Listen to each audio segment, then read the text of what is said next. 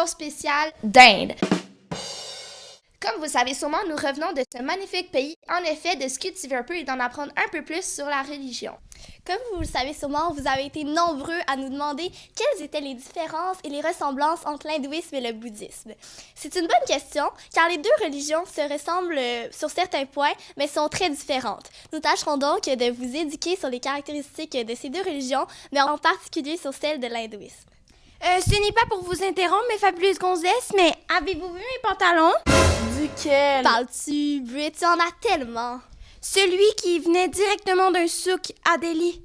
Il me faisait tellement penser au temple d'Akshineswar. Le temple dont tu étais si passionné? Coco, ne m'en veux pas, ce temple était si intéressant. Il fut construit par la magnifique Rani Rashmoni, excusez-moi. Et cette femme se maria à l'âge de 11 ans avec un monsieur, Abu Daz. Ce monsieur faisait partie d'une famille très riche et très connue à l'époque. Elle se maria à 11 ans?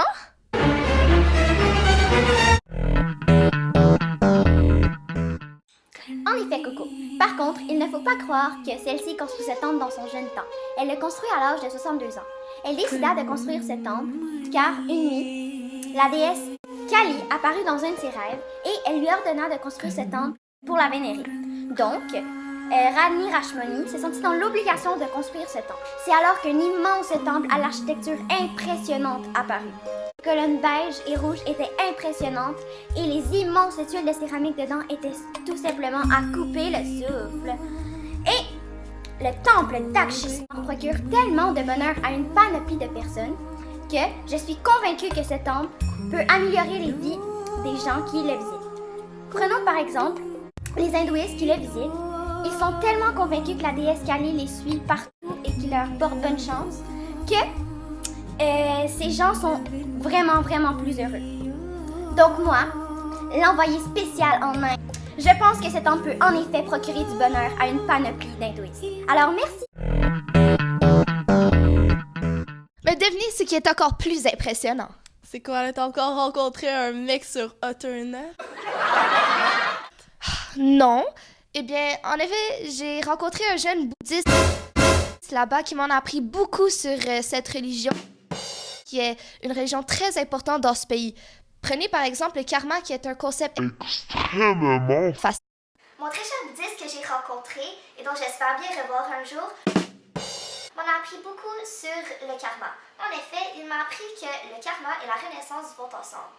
Le karma est un concept plutôt complexe, mais dit simplement, c'est le fait de recevoir du bien ou du mal en retour d'une action du même genre. Par exemple, la fois où je me suis battue contre une femme dans un souk pour une paire de bouts d'oreilles à couper le souffle m'a certainement attiré du mauvais karma, car elle est repartie avec quelques griffures d'ongles et moi les boucles d'oreilles. Par exemple, je les ai perdus. Voilà la vraie preuve que le karma existe. Ah, Coco, tu ne changeras donc jamais!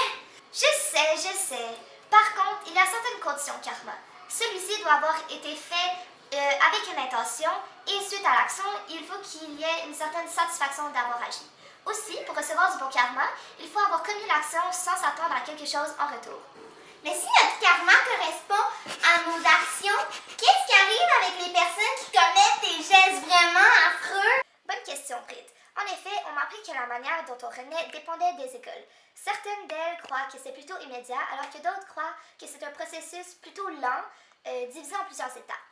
Donc, comme je disais, le karma influence en effet la renaissance, car celui-ci détermine la condition de vie, la prochaine vie du bouddhiste en question. Wow, ça nous fait vraiment remettre en question si ces boucles d'oreilles valaient vraiment la peine. Pas vrai, Coco? Très drôle, Brit, très drôle. Moi, je crois que la renaissance peut réellement apporter du bonheur, car si on s'est attiré du bon karma, c'est en quelque sorte la promesse d'une vie de qualité et la fin des souffrances. Ta rencontre avec ce jeune homme bouddhiste, on a vraiment appris des affaires! C'est bien beau tout cela, mais combien pariez-vous que les téléspectateurs de la matinée des gonzesses attendent avec frénésie notre réalité sociale? Je serais prête à miser beaucoup. Alors voilà, sans plus tarder, la réalité sociale de la matinée des gonzesses. L'Inde est un pays incroyable. Je répète, incroyable! Toutefois, sur certains points, ce pays ne respecte aucunement les droits des citoyens. Prenons par exemple la femme en Inde. Un sujet délicat, mais qu'on se doit d'aborder. En effet, Bridge, si ça ne te dérange pas, je vais céder la parole à notre invité spécial qui va parler de cette dure réalité sociale. On t'écoute. On l'écoute!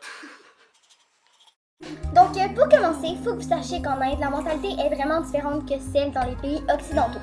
Ce qui me touche le plus est le fait de voir que des parents de jeunes filles indiennes obligent celles-ci à se marier dès qu'elles ont leur première menstruation, c'est-à-dire vers les 11-12 ans. Les parents ne font pas ça pour mal faire, ils font même cela pour protéger leur jeune fille.